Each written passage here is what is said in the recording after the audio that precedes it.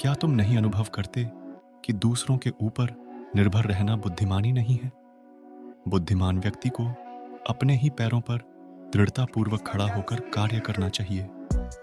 धीरे धीरे सब कुछ ठीक हो जाएगा। जब लोग तुम्हें गाली दें तो तुम उन्हें आशीर्वाद दो। सोचो, तुम्हारे झूठे दंभ को बाहर निकालकर वो तुम्हारी कितनी मदद कर रहे हैं। हम जो बोते हैं वो काटते हैं। हम स्वयं अपने भाग्य के निर्माता हैं। जो सत्य है उसे साहसपूर्वक निर्भीक होकर लोगों से कहो। उससे किसी को कष्ट होता है या नहीं, इस ओर ध्यान मत दो। दुर्बलता को कभी प्रश्रय मत दो। सत्य की ज्योति बुद्धिमान मनुष्यों के लिए यदि अत्यधिक मात्रा में प्रखर प्रतीत होती है और उन्हें बहा ले जाती है तो ले जाने दो। वे जितना शीघ्र बह जाएं उतना अच्छा ही है। यदि स्वयं में विश्वास करना और अधिक विस्तार से पढ़ाया और अभ्यास कराया गया होता तो मुझे यकीन है कि बुराइयों और दुह का एक बहुत बड़ा हिस्सा गायब हो गया होता।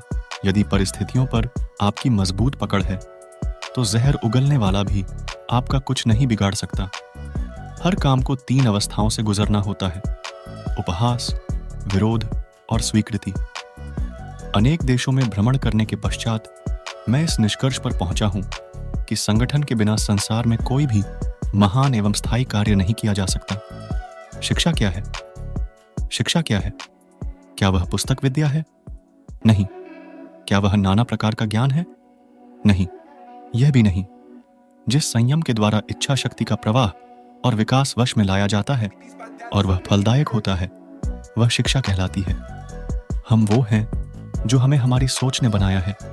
इसलिए इस बात का ध्यान रखिए कि आप क्या सोचते हैं। शब्द गौण हैं, विचार रहते हैं, वे दूर तक यात्रा करते हैं। हम भगवान को खोजने कहाँ जा सकते हैं अगर उनको अपने दिल और हर एक जीवित प्राणी में नहीं देख सकते? किसी चीज से डरो मत, तुम अद्भुत काम करोगे। यह निर्भयता ही है जो क्षण भर में परम आनंद लाती है। वह नास्तिक है जो अपने आप में विश्वास नहीं रखता। जो अग्नि हमें गर्मी देती है हमें नष्ट भी कर सकती है। यह अग्नि का दोष नहीं है, यही दुनिया है। यदि तुम किसी का उपकार करो तो लोग उसे कोई महत्व नहीं देंगे, किंतु ज्यों ही तुम उस कार्य को बंद कर दोगे वे तुरंत तुम्हें बदमाश प्रमाणित करने में नहीं हिचकिचाएंगे। हमें ऐसी शिक्षा चाहिए जिससे चरित्र का निर्माण हो, मन की शक्ति बढ़े, बुद्धि का विकास हो और मनुष्य अपने पैर पर खड़ा हो सके। तुम्हें कोई पढ़ा नहीं सकता, कोई आध्यात्मिक नहीं बना सकता। तुमको सब कुछ खुद अंदर से सीखना है। आत्मा से अच्छा कोई शिक्षक नहीं है। आपकी अपनी आत्मा के अलावा कोई दूसरा आध्यात्मिक गुरु नहीं है।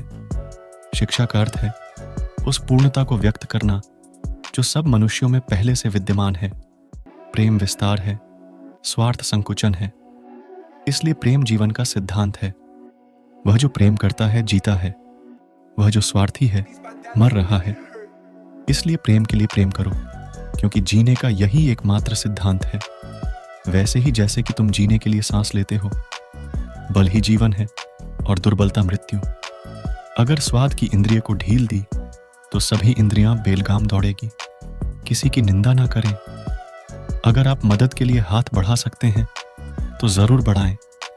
अगर नहीं बढ़ा सकते तो अपने हाथ जोड़िए, अपने भाइयों को आशीर्वाद दीजिए और उन्हें उनके मार्ग पे जाने दीजिए।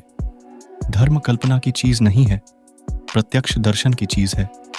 जिसने एक भी महान आत्मा के दर्शन कर लिए वह अनेक पुस्तकें पंडितों से बढ़कर है। मस्तिष्क की शक्तियां सूर्य की किरणों के समान हैं। जब वो केंद्रित होती है चमक उठती है। जितना हम दूसरों के साथ अच्छा करते हैं उतना ही हमारा हृदय पवित्र हो जाता है और भगवान उसमें बसता है।